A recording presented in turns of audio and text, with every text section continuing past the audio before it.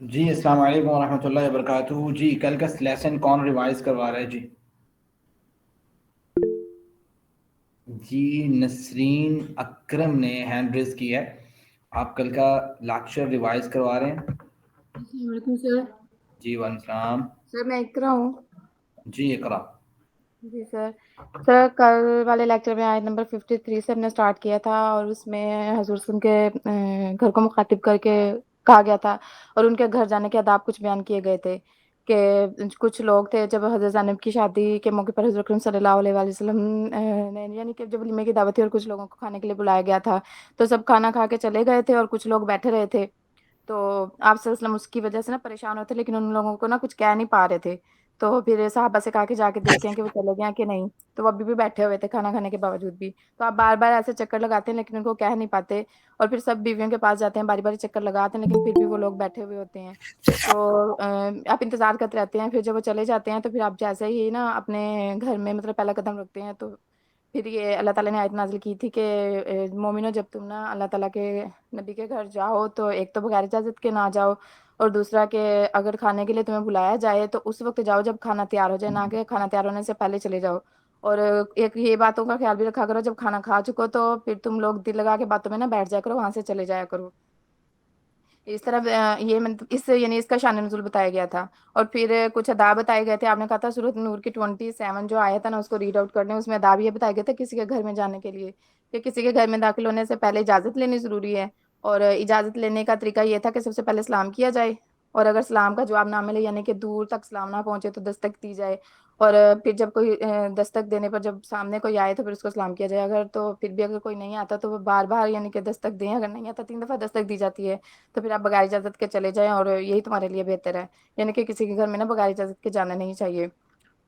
پھر اس میں ایک اس آیت کو یہ بھی کہا گیا تھا کہ نا آیت حجاب بھی ہے، کیونکہ اس میں پردے کا حکم نازل کیا گیا تھا.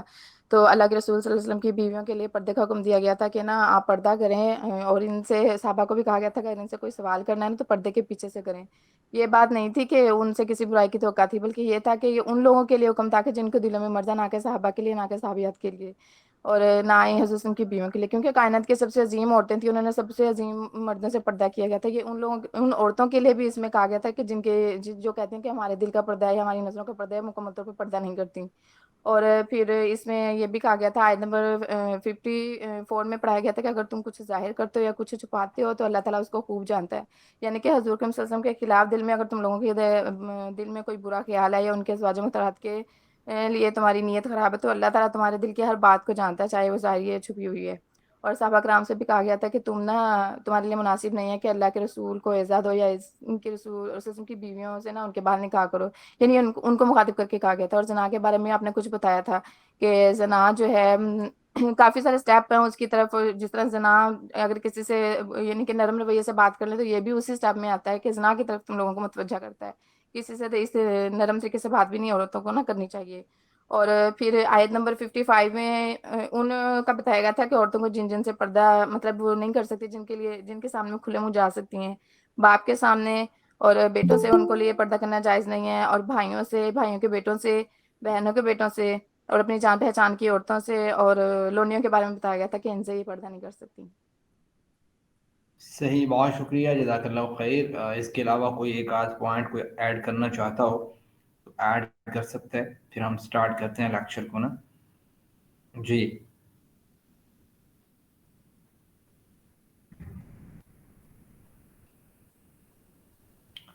جی سٹارٹ کرتے ہیں. جی بسم اللہ الرحمن الرحیم.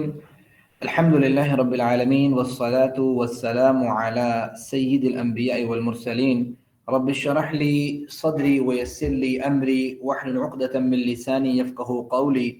رب زدنی علما رب زدنی علما رب زدنی علما. مجھے اس بات کا خوب معلوم ہے کہ اس وقت جو ٹائم ہے وہ یونیورسٹی کی وجہ سے کچھ بچے جو ہے وہ جوائن نہیں کر پا رہے، کیونکہ جمعہ ہفتہ اور اتوار کا جو لیکچر تھا وہ نہیں ہو پایا. میں اسے ٹائم کو ضائع بھی نہیں کرنا چاہتا، اس لیے اس وقت جو ہے وہ لیکچر ہوتا ہے. اگر کسی کا بالفرض رہ بھی جاتا ہے تو بعد میں ریکارڈڈ ویڈیو اٹھا کے اچھے طریقے سے اسے سن سکتا ہے. تو خیر آج لیکچر نمبر 16 ہے، سورۃ احزاب ہے، ورس نمبر 56 سے ہم 58 تک جو ہے وہ مطالعہ کریں گے اللہ تعالیٰ کی توفیق سے۔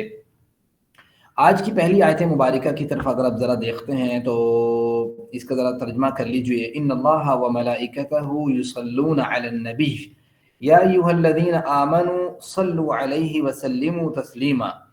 اللہ تعالیٰ کہتے ہیں یقیناً بے شک اللہ تعالیٰ اور اس کے فرشتے یصلون صلاۃ بھیجتے ہیں علی النبی جی نبی پر، یا ایھا الذین آمنوا اے ایمان والو، صلو آپ بھی صلاۃ بھیجو، علیہ آپ پر، وسلموا اور سلام بھیجو، تسلیما خوب سلام بھیجنا۔ دیکھیں میں نے گزشتہ ایک آیت مبارکہ میں ہی اسی صورت کے اندر آپ کے سامنے ایک بات رکھی تھی کہ اللہ تعالیٰ کا صلاۃ بھیجنا، فرشتوں کا صلاۃ بھیجنا اور ہمارا صلاۃ بھیجنا، اس میں فرق ہے۔ اللہ تعالیٰ کا جو صلاۃ بھیجنا ہے، جیسے ابو العالیہ صحیح البخاری میں جو ہے نا وہ ذکر بھی ہے کہ اللہ تعالیٰ کا صلاۃ بھیجنا جو ہے وہ یہ ہے کہ فرشتوں کے پاس جو ہے وہ تعریف کرنا، تذکرہ خیر کرنا، ٹھیک ہے، یہ اللہ تعالیٰ کے صلاۃ سے مراد ہے۔ اور اسی طریقے سے شان کو، مقام کو بلند کرنا، یہ ساری چیز آ جاتی ہیں۔ فرشتوں کے صلاۃ بھیجنے سے جو مراد ہے وہ بھی احادیث میں ہی کوٹ کیا گیا ہے۔ فرشتوں کے صلاۃ بھیجنے سے مراد یہ ہے کہ وہ دعا کرتے ہیں بار بار، ٹھیک ہے، درجات بلندی کے بلندی درجات کی جو ہے نا وہ دعا کرتے ہیں۔ جیسے بخاری میں ایک حدیث بھی اگر آپ اسے ریڈ آؤٹ کر لیں گے تو آپ کو یہ جو میں بتانا چاہتا ہوں وہ کمپلیٹلی جو ہے نا وہ آپ اس سے اویئر ہو جائیں گے۔ بخاری کی حدیث نمبر 659 نمبر جو ہے وہ حدیث ہے، اس کو آپ ریڈ آؤٹ کریں۔ اس میں الفاظ ہیں باقاعدہ کہ ان الملائکۃ، کہ فرشتے جو صلاۃ بھیجتے ہیں نا، ان الملائکۃ تصلی علی احدکم ما دام فی مصلی، کہ جب آپ مصلی پہ بیٹھے رہتے ہیں نا اور آپ اٹھتے نہیں ہیں، اور وہ ساری اس حدیث مبارکہ میں یہ بات ایڈریس ہوئی ہے کہ آپ نماز کے لیے آئے ہیں، بیٹھے ہوئے مصلی پہ، وہ تب تک آپ کے لیے، آپ کے اوپر صلاۃ بھیجتے رہتے ہیں۔ اب ان کی صلاۃ سے مراد کیا ہے، وہی اسی حدیث میں آگے کوٹ ہے، یعنی وہ دعا کرتے ہیں آپ کے لیے کہ اللہ تعالیٰ اس پہ رحمت برسا، اس پہ ایسا کر، اس پہ ایسا کر۔ تو وہ جو فرشتوں کا صلاۃ بھیجنا ہے وہ ہے دعا کرنا، رحمت کی دعا کرنا، مغفرت کی دعا کرنا، اس کی جنت کی دعا کرنا، اس کے درجات کی بلندی کی دعا کرنا۔ اور میرا اور آپ کا صلاۃ بھیجنا کیا ہے؟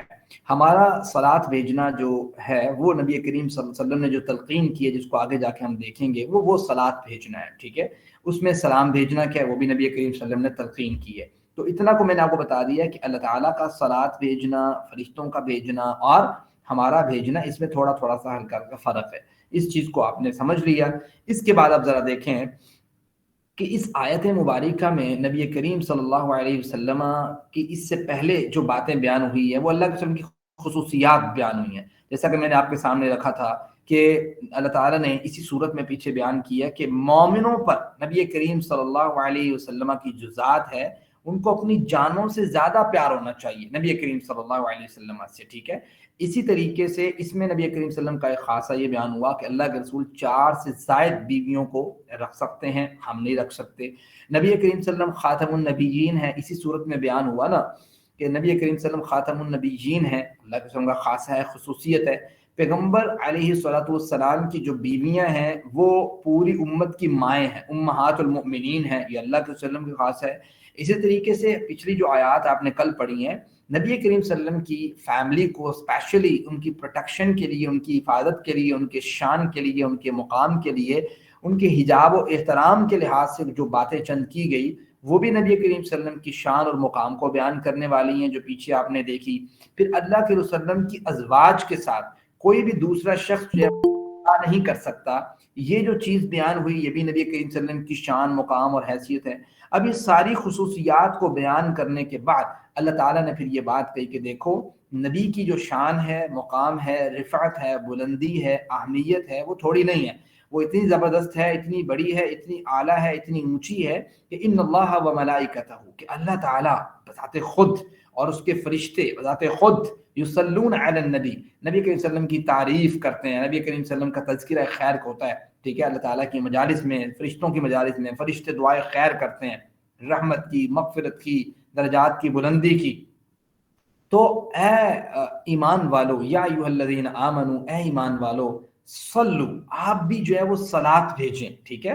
علیہ ان پر، وسلموا اور آپ سلام بھیجیں، سلموا ٹھیک ہے، سلام بھیجو، یہ فعل امر کا صیغہ ہے، تسلیما خوب سلام بھیجنا، یعنی اس میں انسان کو بخیل نہیں ہونا چاہیے نبی کریم صلی اللہ علیہ وسلم کے معاملے میں۔ اب اس بات کو آپ سمجھ لیجئے کہ جو ان آیا نا، ان اللہ بے شک اللہ تعالیٰ، یہ ان عمومی طور پہ تعلیل کے لیے آتا ہے، علت کے لیے آتا ہے، یعنی پیچھے اتنی ساری نبی کریم صلی اللہ علیہ وسلم کی جو خصوصیات بیان ہوئی ہیں اس کی علت وجہ اس کی یہ ہے کہ اللہ تعالیٰ اور فرشتے ان کے لیے جو ہے نا وہ تذکرہ خیر کرتے ہیں مجالس میں، ان کی شان، مقام، بلندی، اہمیت کو ایڈریس کرتے ہیں، تو آپ جو ہے نا وہ تو پھر ان کی اہمیت کو سمجھیں اس معاملے میں۔ تو یہ چیز ہے یہاں پہ آپ کو پتہ ہے قرآن کریم میں اللہ تعالیٰ نے مختلف انبیاء کے اوپر سلام کے الفاظ بولے ہیں، جیسے مثال کے طور پہ سلام علی نوح فی العالمین، سلام ہو نوح علیہ السلام پر، ٹھیک ہے، اسی طریقے سے کہا سلام علی ابراہیم، ابراہیم پر سلامتی ہو۔ ایون جنرلی ہر نبی کو بھی اللہ تعالیٰ نے یہ الفاظ کہے ہیں، اگر آپ پڑھیں گے قرآن کریم تو آتا ہے نا سلام وسلام علی المرسلین، ٹھیک ہے، سلامتی ہو تمام رسولوں پر۔ یہ جو کہہ رہے ہیں نا وائس کٹ کے آ رہی ہے، یہ ان کے انٹرنیٹ کا پرابلم ہو سکتا ہے، میری طرف انٹرنیٹ فل سٹرونگ ہے الحمدللہ، ٹھیک ہے، میں بالکل جج کر رہا ہوں اپنے دوسرے لیپ ٹاپ سے کہ میری وائس کیسی ہے، آپ ٹینشن نہ لیں، اپنے آپ کا جو انٹرنیٹ ہے کمزور ہو سکتا ہے، آپ دوبارہ سے اس کو ری جوائن کر کے دیکھیں۔ اچھا آگے پڑھتے ہیں کہ اللہ تعالیٰ نے انبیاء کے تذکرے کے ساتھ بھی یہ بات کی ہے کہ سلام علی المرسلین، ٹھیک ہے، رسولوں پر سلامتی ہو۔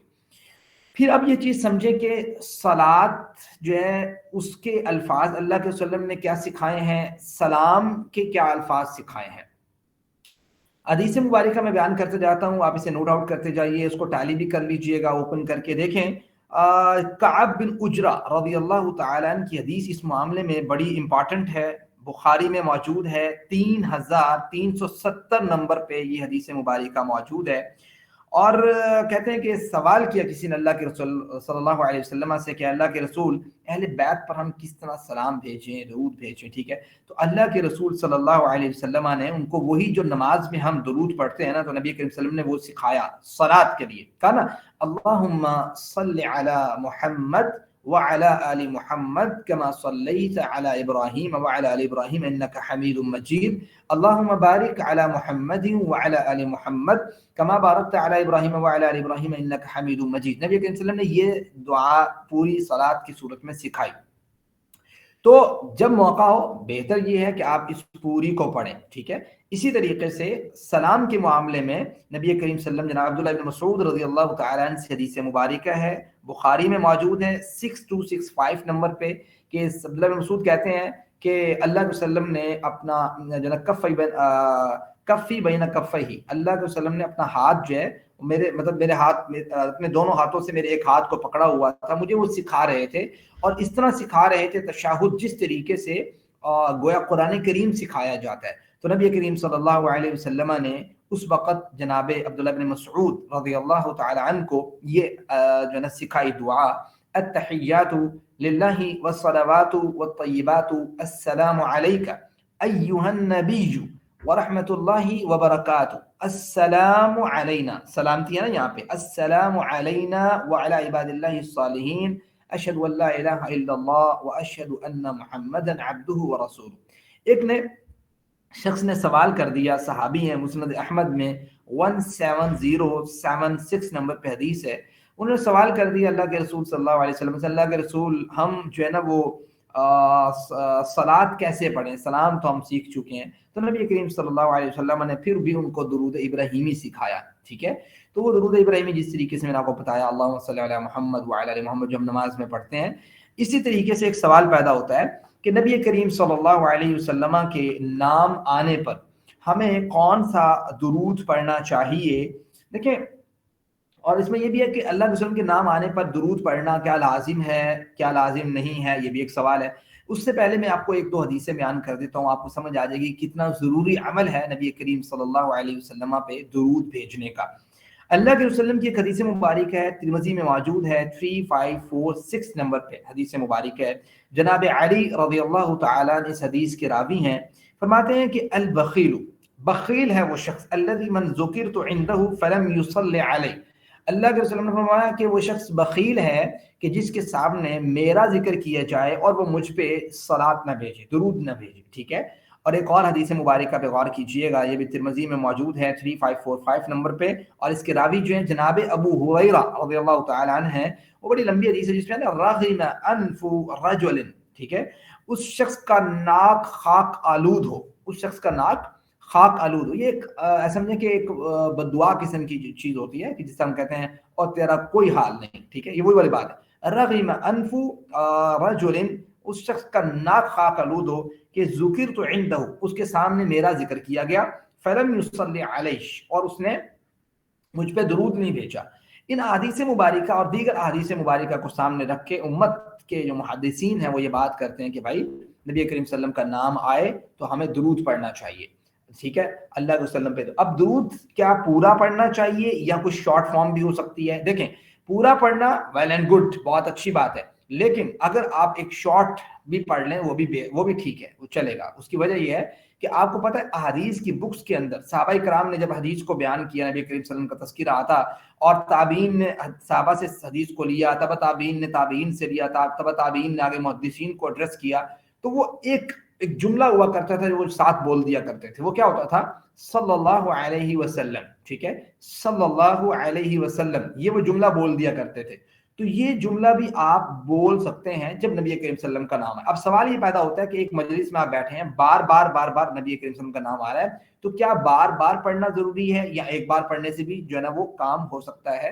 تو اس میں جو ہے نا وہ علماء کرام کی رائے یہی ہے کہ ایک بار بھی اگر کوئی شخص پڑھ لیتا ہے تو وہ اس وعید سے بچ جاتا ہے۔ ہاں، اگر کوئی بار بار پڑھنے کی طاقت رکھتا ہے، قوت رکھتا ہے، تو ویل اینڈ گڈ، بہت اچھی بات ہے۔ نبی کریم صلی اللہ علیہ وسلم پہ آپ کو پتہ ہے درود کے معاملے میں، شارٹ درود کے معاملے میں ایک حدیث مبارک ہے جو مختصر ہے۔ اسماء بنت ابی بکر جب بھی ہجون سے گزرتی تھی، ایک جگہ کا نام ہے، نبی کریم کا تذکرہ ہوتا تو اس وقت کہتے ہوتی تھی صلی اللہ علی رسولہ محمد، ٹھیک ہے، یہ بھی ایک شارٹ سا درود بن جاتا ہے۔ تو اس طریقے سے کچھ شارٹ جو ہے وہ الفاظ موجود ہیں، جیسے صلی اللہ علیہ وسلم، یہ تو پھر عام ہے، بہت عام ہے، ٹھیک ہے، اس میں تو پھر آپ کو پتہ ہے محدثین نے جو بھی حدیث مبارکہ نقل کی ہیں کتب حدیث میں، وہ تمام اس طریقے سے انہوں نے نقل کی ہیں اور اس کو اس طریقے سے بیان بھی کیا ہے۔ تو کم از کم اس حوالے سے آپ کو ذہن کلیئر ہونا چاہیے، کلیئرٹی ہونی چاہیے۔ فضیلت درود کے معاملے میں نبی کریم صلی اللہ علیہ وسلم پر درود بھیجنے کے معاملے میں بہت سی احادیث جو ہیں وہ کوٹ ہیں، ٹھیک ہے، اتنی ساری احادیث ہیں، اس پہ تو بہت سے علماء کرام نے کتب بھی لکھی ہیں، کتاب لکھی ہوئی ہے، ٹھیک ہے، پوری ڈیٹیل کے ساتھ کہ نبی کریم صلی اللہ علیہ وسلم پہ درود پڑھنے کی کیا فضیلت ہے، کیا مرتبہ ہے۔ میں ایک دو حدیث کی ریفرنس پہلے آپ کو سامنے بہت سے حدیث کے رکھ بھی چکا ہوں، ایک دو اور بھی رکھ دیتا ہوں، اس کو آپ نے ریڈ آؤٹ کرنا ہے، یہ آپ کی اسائنمنٹ کے طور پہ سمجھ لیں آپ اسے۔ صحیح مسلم کی حدیث نمبر 374 ہے، ترمذی کی حدیث نمبر 3380 ہے، اس کو آپ نوٹ آؤٹ کر لیں، بعد میں اس کو ریڈ آؤٹ کر لیجئے گا، تو انشاءاللہ اس سے آپ کو فائدہ ضرور ہوگا۔ اس کے بعد ذرا ہم آتے ہیں جو ہے نا وہ اگلی آیت مبارکہ پہ، تو اس آیت کو میں ایک دفعہ دوبارہ پڑھ دیتا ہوں تاکہ آپ کے سامنے اور کلیئر ہو جائے۔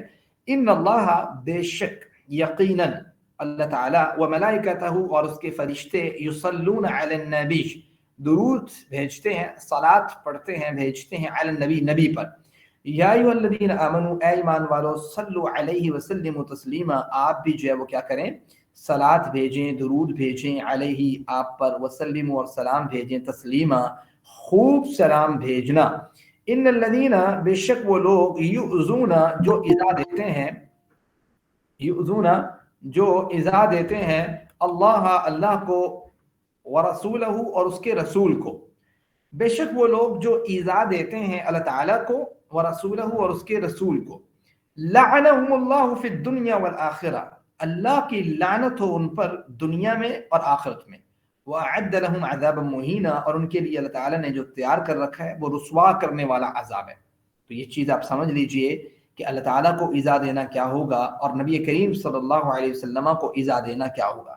اللہ تعالیٰ کو ایذا دینا گویا اللہ تعالیٰ کے ساتھ شرک کرنا، ٹھیک ہے، اور اللہ تعالیٰ کی حلال کی ہوئی چیزوں کو حرام کرنا، حرام کی ہوئی چیزوں کو حلال کرنا، جو ہے نا وہ اسی طریقے سے زمانے کو گالی دینا، جیسے مسلم حدیث آتی ہے 2246 کہ ابن آدم مجھے جو ہے نا وہ گالی دیتا ہے، وہ جب کہتا ہے نا کہ زمانے کو گالی دیتا ہے کہ یار زمانہ ہی برا ہے، ٹھیک ہے، فلاں ہی بری ہے، اللہ تعالیٰ کی کریشن کو گالی دیتا ہے نا، تو یہ چیز بھی اللہ تعالیٰ کو جو ہے نا وہ ایذا دینے کے مترادف ہے۔ اور اس طریقے سے بخاری میں 7378 نمبر پہ حدیث ہے کہ اللہ تعالیٰ کی اولاد قرار دینا کسی کو بھی یہ بھی گویا اللہ تعالیٰ کو ایذا دینے کے مترادف ہے۔ تو اللہ تعالیٰ کو ایذا دینا یہ ہے کہ اللہ تعالیٰ کی بات پر عمل نہ پیرا ہونا اور اس کے بارے میں ایسی ایسی باتیں کرنا، ٹھیک ہے، ورسولہ، اور اس کے رسول کو ایذا دینا۔ رسول کو ایذا دینا یہ ہے گویا نبی کریم صلی اللہ علیہ وسلم کو جسمانی کو ایذا ہو یا روحانی ایذا ہو، نبی کریم کو جھٹلانا ہو یا مخالفت ہو یا سنتوں کو ترک کرنا ہو، اللہ کے وسلم کی جو ہے نا وہ سنت کو امپورٹنس نہ دینا ہو، بالکل ہی ٹھیک ہے۔ اور آپ کو پتہ ہے کہ کفار مکہ نے جس طریقے سے مشرکین مکہ نے نبی کریم کو شاعر، کاہن، ساحر اور سجدے کی حالت میں اجڑی کا ڈالنا، شعیب بن طالب کو محصور کر دینا، اور پھر اللہ کے رسول کا طائف کا سفر، اس میں جو ہے نا لہو لہان ہونا، احد کا میدان پیغمبر کے بارے میں، وہ سارے معاملات جو ہیں تکلیف دینے کے مترادف ہیں۔ پھر منافقین کا جو ہے نا وہ اس طرح کی الٹی پلٹی باتیں کرنا اور کہنا کہ لَيُخْرِجَنَّ الْأَعَزُّ مِنْهَا الْأَذَلَّ، ٹھیک ہے۔ تو یہ ساری چیزیں ایسی ہیں کہ جو ربی کو ایذا دینے کے مترادف ہیں۔ اللہ تعالیٰ نے گویا الارم کیا ہے امت کو، لوگوں کو، ٹھیک ہے، انسانیت کو، کہ بھائی اللہ اور اس کے رسول کو ایذا دینے والا، اس کے اوپر دنیا اور آخرت دونوں میں لعنت ہے، اور قیامت کے دن اس کے لیے بہت رسوا کرنے والا عذاب اللہ تعالیٰ نے تیار کر رکھا ہے۔ اگلی آیت پڑھتے ہیں۔ اگلی آیت دیکھو، اللہ تعالیٰ نے اپنی بات رکھ کے، پھر اللہ کے رسول کی بات رکھ کے، پھر مومن مرد اور مومن عورتوں کی بات کو رکھا، وہ ایک ترتیب رکھی۔ والذین یؤذون المؤمنین، بے شک وہ لوگ، یہ یقیناً وہ لوگ، والذین، اور وہ لوگ، یؤذون المؤمنین، جو اذیت دیتے ہیں، ایذا دیتے ہیں مومن مردوں کو، والمؤمنات، اور مومن عورتوں کو۔ ایذا کوئی بھی ہو سکتی ہے، جسمانی ہو سکتی ہے، روحانی ہو سکتی ہے، کسی پہ کوئی الزام ہو سکتا ہے، کسی پہ کوئی تہمت ہو سکتی ہے، بغیر مکتسب، بغیر اس کے کہ اس شخص نے وہ گناہ نہیں کیا، وہ کمایا نہیں ہے، خام خواہ کسی شخص کو بدنام کرنے کی غرض سے کسی پہ جھوٹا الزام لگانا، فقد احتملوا بہتانا و اثما مبینا، یقیناً اس نے بہت بڑا بھاری کام کیا ہے، بھاری چیز اٹھائی ہے اس نے بہتان کی صورت میں، بہت بڑا گناہ اس نے کھلا کیا ہے۔ لیکن اس بات کو ذہن میں رکھیں، نبی کریم صلی اللہ علیہ وسلم کی حدیث مبارک ہے ابو داؤد میں 4874 نمبر پہ، ابو ہریرہ اس کے راوی ہیں رضی اللہ عنہ، فرماتے ہیں اللہ کے وسلم سے کسی نے پوچھا نا کہ غیبت کیا ہے، مل غیبہ یا رسول اللہ کے وسلم نے کہا ذکرک اخاک بما یکرہ، کہ اپنے بھائی کا ذکر کرنا وہ والی بات کہ جس کو وہ ناپسند کرے۔ صحابی نے کہا اللہ کے رسول، اگر وہ بات اس بھائی میں یا اس بہن میں موجود ہو، تو نبی کریم صلی اللہ علیہ وسلم نے فرمایا کہ اگر موجود ہو تب ہی تو غیبت ہے، ٹھیک ہے، اور ساتھ فرمایا کہ اگر موجود نہ ہو تو یہ بہتان ہے۔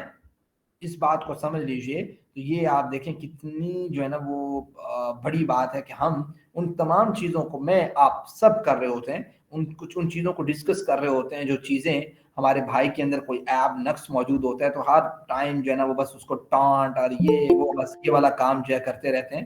یقیناً یہ بہت بڑا جرم ہے جس کو اللہ تعالیٰ نے یہاں پہ ذکر کیا ہے۔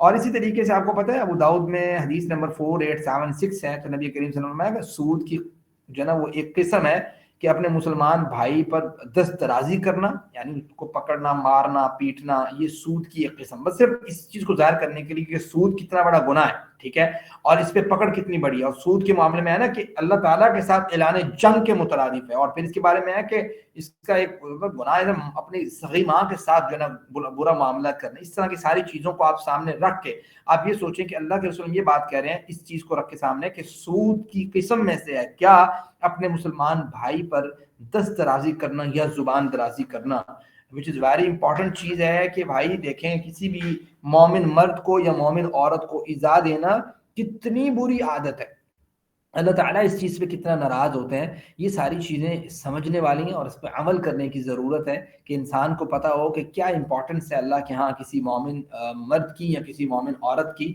اس معاملے میں کبھی بھی کسی کو تکلیف دینے کے معاملے میں نہ غیبت ہو، نہ بہتان ہو، نہ خام خواہ کسی کے اوپر الزام ہو، نہ کسی کے بارے میں اس طرح کا معاملہ ہو۔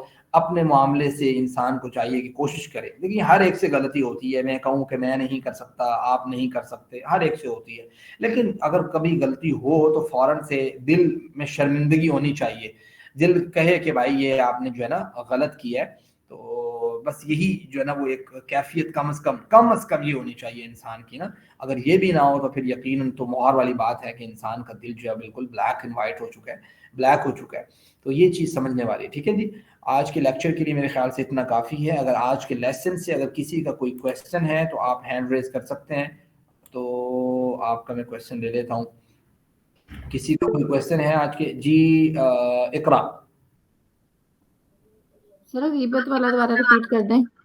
میں نے بتایا تھا کہ نبی کریم صلی اللہ علیہ وسلم کی حدیث مبارک ہے، صحابی نے پوچھا نا کہ مل غیبہ یا رسول اللہ، اللہ کے رسول غیبت کیا ہے؟ تو اللہ کے رسول نے ذکرو کا اخاک بما یکرہ، کہ اپنے بھائی کا ذکر کرنا جس کو وہ ناپسند کرتا ہو. اور وہ ناپسند کرتا ہو تو اس کا مطلب جس کو اس کو ناپسندیدگی ہو نا. تو صحابی نے کہا اللہ کے رسول اگر اس کے اندر وہ عیب موجود ہو، ٹھیک ہے، یعنی ہم جو اس کا ذکر کر رہے ہیں، جو اس کے بارے میں بات کر رہے ہیں، وہ اس کے اندر عیب موجود ہو، پھر تو اللہ کا فرمان ہے کہ یہی تو غیبت ہے.